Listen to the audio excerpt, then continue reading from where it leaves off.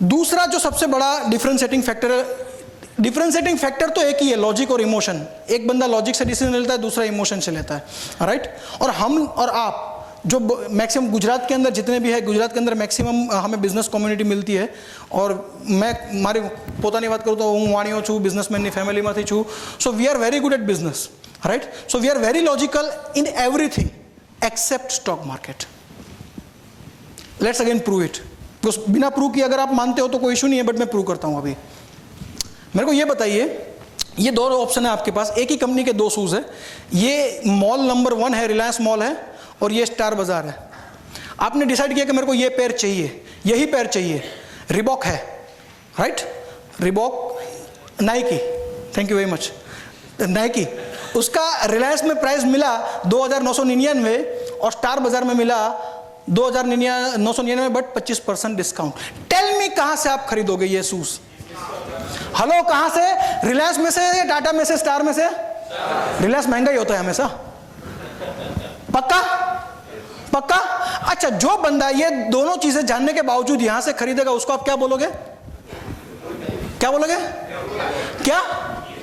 बेवकूफ। वर्ड याद रखिएगा, गधा, मूर्ख। अच्छे अच्छे उपनाम मिल रहे मेरे को आज पहली बार। अच्छा, थोड़ा चेंज हो गया। ये रिलायंस है और ये बिरला का कोई मॉल खुला है, वहां पे वो 25% डिस्काउंट नहीं, मगर बाई 1 गेट 1 फ्री दे रहा है। अभी आप कहां से लोगे? पहले में से या दूसरे में से? कहां से लोगे? यहां से ना। जिस बंदे के पास दोनों इंफॉर्मेशन होने के बावजूद यहां से लेगा, उसको आप क्या बोलोगे? क्या? डबल गधा, डबल बेवकूफ। बढ़िया है। चलिए एक तीसरा एग्जांपल ले लेते हैं। अगर एक सोसाइटी में आपने बंगलो लेने का सोचा, सोसाइटी है, उसके अंदर एक बंदे ने बोला 50 लाख में मेरे को बंगलो बेचना है, जिसका स्क्वायर फीट है वो है 1500 square feet. Same society, same builder, same quality. दूसरा बंदा बोल रहा है मेरे को भी मेरा बंगलो बेचना है 50 लाख में, मेरा जो एरिया है वो 3000 स्क्वायर फीट। पहला बंगलो लोगे या दूसरा? दूसरा पक्का। और जो पहला लोगे उसको क्या बोलोगे आप? कितना गधा? भी ट्रिपल चौपल क्या हुआ? गधा, राइट। एंड नाउ दिल थाम के बैठिए, मेहरबान, कदरदान, साहिबान, हिंदुस्तान, पाकिस्तान। पहले देखिए, बाद में मैं बताता हूं। यह एक ऐसी चीज है जो आप 6300 रुपए का प्राइस देते हो और आपको जो मिलता है वैल्यू वो 95,000 का वैल्यू मिलता है, और उसी चीज का प्राइस थोड़ा डिस्काउंट में आ जाता है, मगर उसमें वैल्यू जो होती है वो डबल हो जाती है। और कहां पे, मतलब मान लीजिए कि ये अभी भूल जाइए, तो पता चल गया निफ्टी है। निफ्टी की जगह पे ये कोई चीज होती इन्वेस्टमेंट की, कि जहां पे 6300 डाल के आपको जो प्रॉफिट मिलता वो 95,000 मिलता, और 6100 डाल के प्रॉफिट जो मिलता वो उससे डबल मिलता, तो क्या लेना चाहिए? कौन सा? और जो पहले वाला लेंगे उसे क्या कहेंगे हम? अभी नहीं बोलेंगे, बिकॉज सबने यहां पे मान लिया है 2007-8 में। ये क्या है? निफ्टी जो इंडेक्स बना हुआ है 50 कंपनियों का, उसका बैलेंस शीट का सबका प्रॉफिट है 7-8 का। सबने यहां पे मान लिया है, नहीं लिया है सर? एग्री? कितने लोगों ने लिया है? नहीं, आप हाथ ऊपर नहीं करोगे तो भी मैं नहीं मानूंगा, मुझे पता है किसने लिया है। सर इन्वेस्टमेंट करते थे 2007 में, 8 में किया था, नहीं किया था? कुछ नए इन्वेस्टर होंगे, बट जो पुराने सीजन इन्वेस्टर है उनको मैं इतना पूछूं, 2006-7 में ज्यादा किया या अभी ज्यादा कर रहे हो? देखिए यहां पे हम सबने बहुत इन्वेस्टमेंट किया, बहुत इन्वेस्टमेंट किया। मैं ये फिगर है ना, वो क्या है? 50 कंपनी जो इंडेक्स की बनती है उसका प्रॉफिटेबिलिटी जो बैलेंस शीट में से मिलता है, 2007 का 2012 का दोनों का प्रॉफिटेबिलिटी डबल हो गया है, और 13 का तो इससे भी ज्यादा है, करीबन 2 लाख क्रॉस कर गया है। तो मतलब एक ऐसी चीज है जिसका प्राइस में डिस्काउंट हुआ है और वैल्यू डबल हुआ है। Buy 1 get 1 free. Are you investing और आर यू विड्रॉइंग? दो लोग बोल रहे हैं, बाकी के 98% लोगों का क्या? विड्रॉ कर रहे हैं। मैक्सिमम लोग मार्केट से भाग रहे हैं, मार्केट खराब है। अमेरिका में मंदी आएगी गिर जाएगा, यूरोप में मंदी आएगी गिर जाएगा, मार्केट खराब है। अरे भाई, ये मार्केट बहुत अच्छा लग रहा था तेरे को 2007 में, जब उसकी कंपनी 95,000 करोड़ कमा रही थी, आज वो डबल कमाई कर रही है, बिजनेस डबल ग्रो हुए, बट उसी प्राइस से कम प्राइस में मिल रहा है, फिर भी हमें लग रहा है वो महंगा। लॉजिकल है या इलॉजिकल है? मेरे को ये बताइए। अच्छा, आप ये ले रहे हो तो नहीं, मेरा क्वेश्चन शायद नहीं समझे। ये लॉजिकल, ये लेना और ये बेचना लॉजिकल है? ये बेचना और ये लेना लॉजिकल है? 5% लोग ये दूसरा वाला करते हैं, बाकी हम सब लोग मैक्सिमम जो इन्वेस्टमेंट करते हैं ना उसी टाइम पे करते हैं जब पिछले 1 साल में मार्केट में पैसा डबल हुआ है। या तो गोल्ड में डबल हुआ तो गोल्ड में 1 साल में, 1 साल में प्रॉपर्टी में डबल हुआ तो प्रॉपर्टी में, सिल्वर में डबल हुआ तो सिल्वर में। जहां पे भी पिछले 1 साल में डबल हुआ है वहां पे पैसा डालना है। और पिछले 1 साल में पैसा नहीं बना है वो तो छोड़ो यार, illogical, totally illogical. Successful investor उससे उल्टा ही करता है टोटली। दूसरा एक बड़ा डिफरेंशिएटिंग फैक्टर, लॉजिक आपको यह बोलता है कि बाय लो सेल हाई। इमोशन हमेशा यह बोलता है इस बार लो है मगर this time it is different, इस बार यह नहीं होगा। अपने को पता है कि मार्केट 50-60% गिरती है, फिर वो केतन पारेख के टाइम पे गिरी या हर्षद मेहता के टाइम पे गिरी या तो सब प्राइम के बाद गिरी, तो 50% गिरने के बाद फिर से वहां से उठती है। ऐसा हमारे पास 30 साल का इतिहास है या नहीं है? और अमेरिका, दूसरे फॉरेन मार्केट को ले लो तो 100 साल का इतिहास बोल रहे हैं कि ऐसा ही होता है। मार्केट जब इतना बड़ा करेक्ट होता है तो कभी परमानेंट नहीं होता है। तो जो 21,000 से मार्केट 8,000 पे आती है तो किसी ने, मान लीजिए ये 2 पॉइंट है, 8,000 और 21,000, एक बंदा 8,000 पे ले रहा है और 21,000 पे बेच रहा है, पर्सन ए।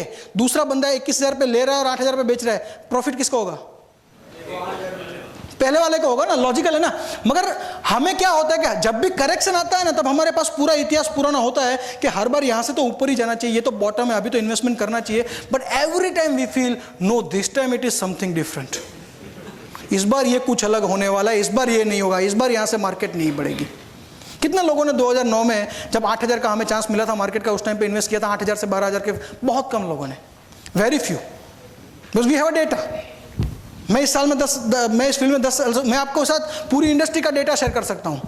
अभी देखिए मार्केट हाई है या लो है। जिगर भाई, मेरे को एक बार किसी ने पूछ लिया, ये जब मैंने स्लाइड दिखाई ना तब पूछा कि जिगर भाई आपकी बात सही है मगर मार्केट लो है या हाई है पता कैसे चले? तो कई बार क्या होता है 21,000 लो होती है तो कई बार वो हाई हो जाती है।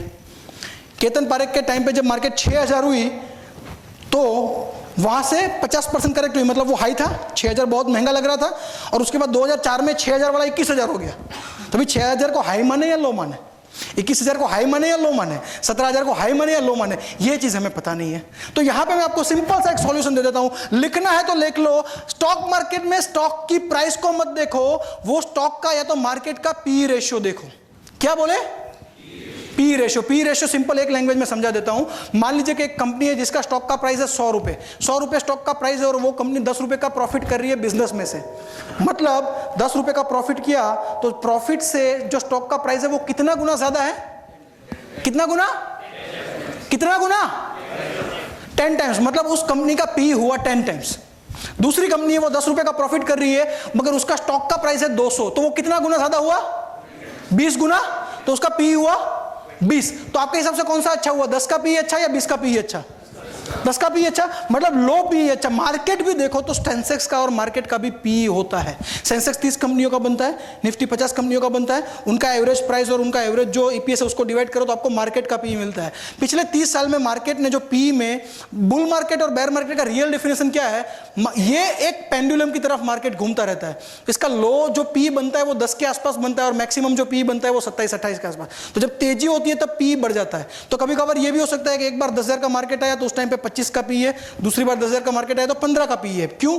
बिकॉज प्राइस वही का वही है, 10,000 का 10,000, बट उसका प्रॉफिट तो बढ़ सकता है या घट सकता है। तो प्रॉफिट बढ़ेगा या घटेगा तो उससे पी उसका चेंज होगा नहीं होगा? प्रॉफिट बढ़ेगा तो उसका पी कम हो जाएगा।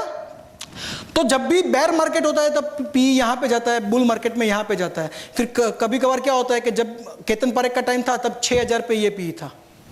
अभी 2007 में 21,000 का मार्केट आया तो भी ये पी था। मतलब ये उसका हाई है। मार्केट का हाई लो मार्केट के इंडेक्स पे से पता नहीं चलता, उसके पी पे से पलता है। और उसका लो जो देखो तो केतन पारेख के टाइम पे जो करेक्शन है उस टाइम पे लो हुआ था 10 का पी और वो लेवल था 2600 का सेंसेक्स। इस बार जब 8,600 का मार्केट आया वो था सेम पी। मतलब आपको बैंड देखना है, क्या देखना है? ये सस्ता है या महंगा है? ये क्या है? ये क्या है? फेयर। क्लियर? और आपको मैं एक छोटा सा एनालिसिस दिखाता हूं कि मैंने क्या किया। ये डेटा आप भी अपने आप बना सकते हो। NSEindia.com की वेबसाइट पे जाओगे तो आपको ये डेटा मिलेगा कि NSE ने क्या किया है। निफ्टी का 1996 से लेके अब तक का डेटा दिया हुआ है, 17-18 साल का। तो एवरी डे निफ्टी का वैल्यू उसका पी, निफ्टी का वैल्यू उसका पी, एवरी डे। तो मार्केट के अंदर 100 दिन में से 29 डेज पी जो रहा है वो मार्केट रहा है 10 से 16 की बैंड में रहता है। 16 से 19 के पी की बैंड में 30 दिन रहता है, 19 से 21 के पी पे 19 दिन रहता है और 23 से ऊपर के दिन में रहता है। तो होता क्या है कि एक्चुअली आपको इस टाइम पे खरीदना चाहिए और यहां पे आते आते बेचना चाहिए। हमारा हमेशा उल्टा ही होता है, हम लोग यहां पे खरीदते हैं और फिर यहां पे बेचते हैं। We are not investors, we are social investors. Social worker होता है ना, जो काम करता है कमाने के लिए, दूसरों के लिए। हम सोशल इन्वेस्टर है। हम मतलब 95%, आप में से कुछ होंगे वो 5% में, so don't take it personally, right. So ये गलती हम हर बार करते हैं। और क्या करते हैं जब मार्केट एकदम ऊपर, मतलब ये मार्केट का लेवल नहीं है 21,000 20,000, ये क्या है, पी है। पी जब 27-28 पे होता है ना, तब हमारा जो इमोशन होता है ना, उसके अंदर ये बहुत आ जाता है। ये क्या है, लोभ, लालच। मतलब कि यार अभी कुछ गलत हो ही नहीं सकता है यार, मार्केट एक साल से ऊपर ही जा रहा है, ऊपर ही जा रहा है, ऊपर ही जा रहा है, तो अभी तो कभी नीचे आएगा ही नहीं। सब लोग कमा गए, मैं अकेला बाकी हूं, चलो मैं इन्वेस्ट करता हूं। और आप में से बहुत सारे लोगों को फील आता होगा कि बहुत टाइम वेट करने के बाद जब भी मैं इन्वेस्टमेंट करता हूं लालच में, और उसके दूसरे दिन से ही मार्केट गिरता है। होता है नहीं होता है? कितने लोगों के साथ होता है ऐसा? क्यों? बिकॉज ये साइकोलॉजिकल ह्यूमन माइंड का पैटर्न है। 95% लोगों का पैटर्न यही है कि जब क्यों सब लोग, अच्छा सब लोग इन्वेस्ट कर रहे हैं, सब लोग गिर सकते, मतलब सब लोग कर रहे हैं तो अच्छा मैं आप ये को यहाँ पे एक एग्जांपल दे रहा हूँ। एक बार एक ऑयल में एक बंदा था जिसने काफ़ी सारे ऑयल के वेल्स, कुएं का मतलब खोज किया था। वो मर गया, पहुंचा वहाँ पे चित्रगुप्त के पास। वहाँ पे उसको चित्रगुप्त ने 2 ऑप्शन दिए, देख ये है ना नर्क है, ये है स्वर्ग। स्वर्ग में तेरा एंट्री पक्का है, तूने काफ़ी अच्छा काम किया है, बट थोड़ा वहाँ पे हाउसफुल चल रहा है, तो थोड़ा टाइम वेट कर ले, और उस टाइम पे तेरे को अगर नर्क में चक्कर मारना है तो घूम घाम के आ जा, वहाँ पे सीट खाली होगा, तेरे को बिठा देंगे। वो बंदा गया, बोला कि नरक की जगह पे मैं घूमना चाहूँगा स्वर्ग में, थोड़ी देर के लिए घूम के आ जाऊँगा, भले ही सीट नहीं है, मैं बैठ जाता हूँ वहाँ पे, बैठूंगा नहीं वहाँ पे, बट घूम के आ जाऊँगा। वो स्वर्ग में गया। स्वर्ग में उसको अपने दोस्त मिले, उनसे बातें की, ये किया वो किया। 5 मिनट के बाद चित्रगुप्त ने देखा स्वर्ग में जितने भी लोग थे वो दौड़ दौड़ के नरक की तरफ जा रहे थे, दौड़ दौड़ के नरक की तरफ जा रहे थे। चित्रगुप्त ने बोला बहुत अच्छा है, पूरा स्वर्ग खाली हो गया, अब एक सीट नहीं आपके लिए, पूरी सारी सीट है, आप विराजमान होइए यहाँ पे, मगर मेरे को ये बताइए आपने स्वर्ग में लोगों से ऐसा क्या कहा कि सब लोग निकल निकल के नरक में जा रहे हैं? बोला मैंने उनको यही बताया, और मेरा देखो ऑयल का बिजनेस है, सबको पता है, तो मैं ऑयल की कुछ बात करूंगा तो वो मानेंगे, तो मैंने उनको जाके यही बोला कि ऐसा पता चला है कि नरक में 4 तेल के कुएं मिले और अब तक किसी ने उसके ऊपर हक नहीं जमाया है। खत्म नहीं हुआ है, अभी बाकी है। चित्रगुप्त बोलता है चलिए ठीक है, अभी आप जाइए, करिए, आराम करिए, स्वर्ग पूरा आपका। बोलता है नहीं मैं भी नरक में जाऊंगा। बोल रहा है क्यों? अब तो पूरा स्वर्ग आपका है। नहीं यार इतने सारे लोग जा रहे, पागल थोड़ी ना, शायद सही है बात। तो बहुत लोग जो कर रहे हैं ना उसको हम सच मान लेते हैं, मगर ये चीज क्यों भूल जाते हैं कि बहुत लोग ही नुकसान करते हैं मार्केट में। तो क्या करते हैं हम, और जब मार्केट नीचे जाता है 10 का पी, जहां पे खरीदने का टाइम आता है, तब हमें लगता है कि this time it is different. 10 से नीचे पी भी जाएगा, 30 साल में नहीं गया तो भी, और उस टाइम पे हम बेच देते हैं, और ये बार बार रिपीट करते हैं, एक बार नहीं बार बार रिपीट। और यहाँ पे तो हम कसम खा लेते हैं, मेरे बच्चे की सौगंध, इस बार अभी मैं मार्केट में कभी पैसा नहीं लगाऊंगा, अभी कभी नहीं लगाऊंगा। मगर जैसे ही मार्केट फिर से 28 के बी पे आता है, सब लोगों को देख रहे, सब कमा रहे, ये कमा रहे, काम वाला कमा रहे, रिक्शा वाला कमा रहा है, दातुन वाला कमा रहा है, पान वाला कमा रहा है, तो मैं रह गया, अभी मेरे को इन्वेस्ट करना है। मैं इन्वेस्टमेंट करता हूं, दूसरे दिन पे सुधरते नहीं है। वो आपने सुना होगा, एक बार क्या हुआ कि बहुत सारे 20-25 आदमी लोग थे, काफ़ी मतलब वो मौत शौक से रहते थे, मतलब उनका लग्जरियस लाइफ स्टाइल था। उन लोगों ने सोचा कि चलो एक बार जाते हैं और कुछ यात्रा वात्रा, मतलब अच्छा काम करते हैं, यात्रा करते हैं, भगवान की पूजा करते हैं, उत्तराखंड में जाते हैं। सब लोगों ने बोला उत्तराखंड। एक लीडर बनाया, लीडर ने बोला देखिए हम लोगों को जो आदत है वो किस चीज़ की है, लग्जरी की है, मौत शौक की है। तो अभी आप लोगों को वहाँ पर जाना है तो पूरा दिन भगवान में लगाना है, किसी के दिमाग में भी लड़की का ख्याल नहीं आना चाहिए, और लड़की का ख्याल आ जाता है ना तो आप हरिओम हरिओम बोल के अपना ध्यान डाइवर्ट कर देना। तो सब बोलते हाँ हाँ पक्का पक्का, हम लड़की में ध्यान नहीं करेंगे, अभी तो पूरा भगवान में ध्यान जाएगा। 25 लोग जा रहे, एक बंदा गलती से बोल गया हरिओम हरिओम, सब लोग पूरा किधर है किधर है किधर है।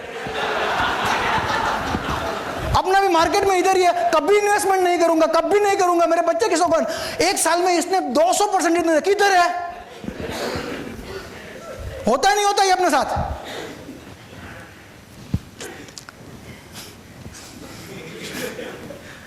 और मार्केट जब मैं इस बार फियर की थोड़ी ज्यादा बात करूंगा, बिकॉज अभी हम ये लेवल पे नहीं है, ये लेवल पे भी इमोशन को मैनेज करना बहुत जरूरी है। अभी हम ये लेवल पे अभी हम सब डरे हुए हैं कि जितनी बार 21 आएगा फिर से किधर जाएगा, 21 से किधर आता है नीचे, फिर नीचे से किधर जाता है 15 पे होता है ना, तब लोग बोलते नहीं अभी 14 होगा तो इन्वेस्ट कर लेंगे, फिर 21 जाता है, अरे 21 से तो 15 आना ही है, 4 बार तो आ गया है, इस बार भी आएगा। तो हम लोग ये सोचते रहते हैं और डर में इन्वेस्टमेंट नहीं करते। आज में मेरे को बताइए कितने लोगों को सही में इक्विटी में इन्वेस्टमेंट करने से सही में डर लगता है, यार करूं ना करूं। तुम फियर की थोड़ी ज्यादा बात करूंगा। फियर, वो फियर है ना, वो फियर सही में है ही नहीं। फियर का डेफिनेशन क्या है? फियर का डेफिनेशन है एंटीसिपेशन ऑफ पेन। एंटीसिपेशन मतलब मुझे ये करने से कुछ पेन होगा ऐसा एंटीसिपेट करना। तो एंटीसिपेशन जो वर्ड है वो पास्ट है, प्रेजेंट है या फ्यूचर है? फ्यूचर रियल है या इमेजिनेशन है? तो इमेजिनेशन में जी के हम जो कमाना है उसके टाइम को गवा रहे हैं। ये देखिए एक्चुअल बिहेवियर है। अलग अलग पी है मार्केट के, और उस टाइम पे हमने ये म्यूचुअल फंड इंडस्ट्री में कितना पैसा इक्विटी फंड में आया, कितना निकला। जैसे कि यहाँ पे 20, ये जो एग्जैक्टली मैंने क्या किया है, यहाँ पे एक पर्टिकुलर डेट का एवरेज लिया है, मतलब ये 2008 का मैंने एवरेज सेंसेक्स लिया है। ये 21,000 पे गया था और पी जो है वो 28 तक गया था। तो पी जब ये 20 से 28 की मूवमेंट में ट्रेड कर रहा था, लॉजिकली वहां पे क्या करना चाहिए? देखिए वहां पे मैक्सिमम हमने क्या किया है, 52,000 करोड़ का लोगों ने इन्वेस्टमेंट किया नया। पी जब पहुंचा घट के 12 पे, तो 12 के पी पे क्या करना चाहिए? लोगों ने सिर्फ 4,000 रुपए का इन्वेस्टमेंट किया है। फिर मार्केट फेयर वैल्यू पे है, लोगों ने पैसा निकाला है नया। मतलब ये फिगर है, देखिए जब भी हाई होता है तब इन्वेस्ट करते हैं, लो होता है तब निकलते हैं, और फिर देते हैं गालियां किसको? मार्केट को, एक्सपर्ट को, अपने एजेंट को, एडवाइजर को, किसी को भी। बिकॉज देखिए रिस्पॉन्सिबिलिटी ले लो अपने पोर्टफोलियो की, अपनी जिम्मेदारियों की, अपने रिजल्ट की, तभी जाके आप सक्सेसफुल इन्वेस्टर बन पाओगे। बिकॉज जब तक आप किसी और पे उंगली करोगे, राइट, मार्केट आपकी उंगली करेगा। आपको ये देखना है कि आपसे क्या गलती हो रही है। मार्केट का बिहेवियर छोड़ो, मार्केट में आपका बिहेवियर जो है वो रैशनल है या इरैशनल, उसके हिसाब से आपका प्रॉफिट बनेगा या लॉस होगा।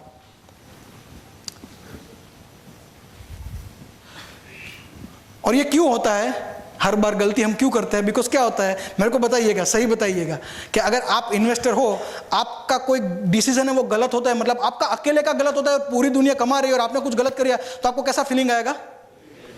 मगर आपने गलती किया और पूरा ग्रुप गलती कर रहा है तो हाँ ठीक है, सब गलती कर रहे हैं। So we are comfortable doing mistakes when others are committing the mistake. But पूरी दुनिया ये कर रही है तो मैं अलग नहीं करूंगा। क्यों? मुझे डर है अगर गलती होगी तो वेरी बैड हो जाएगा, मतलब फीलिंग जो आएगा वो बहुत खराब होगा। सो उसकी वजह से हम उल्टा नहीं कर रहे जो पूरी दुनिया कर रही है। एग्री? उससे उल्टा भी है, अगर अच्छा डिसीजन ले लिया आपने, अकेले ले लिया तो बहुत अच्छा लगेगा, मगर पूरी दुनिया भी कमा रही है और आपने भी अच्छा डिसीजन ले लिया, हाँ तो ठीक है, मतलब इतना अच्छा कोई फीलिंग नहीं आएगा। मगर 5 बंदों ने अपनी सोसाइटी में पैसा गवाया और अपने अकेले ने कमाया, तो क्या लेके निकलोगे आप? क्या हुआ है? ऐसे निकलोगे ना? मैंने बोला था ना। तो ये होता है। ये देखो साइकोलॉजी समझो, अपने बिहेवियर पे वॉच रखो। आप जो डिसीजन ले रहे हो वो किसी फीलिंग की वजह से ले रहे हो या लॉजिक की वजह से ले रहे हो? फीलिंग मतलब लालच की वजह से ले रहे हो, डर लग रहा है इसलिए ले रहे हो, कौन सी फीलिंग की वजह से ले रहे हो? फीलिंग की वजह से आप इन्वेस्टमेंट कर रहे हो तो चांसेस आर देयर कि आप हमेशा नुकसान ही करोगे। और अगर लॉजिक पकड़ लिया तो कभी नुकसान नहीं करोगे। ये मेरा गारंटी है, 10 साल का मेरा निचोड़ है। मैंने तो 10 साल में सीखा। एक्चुअली मार्केट तो 30, 40, 50 साल से यही कर रहा है। लॉजिक से काम करने वाले को कमा के दे रहा है और जो इमोशन से खेल रहा है, जिसको हम बोलते हैं कैसा इन्वेस्टर? Social investor, right?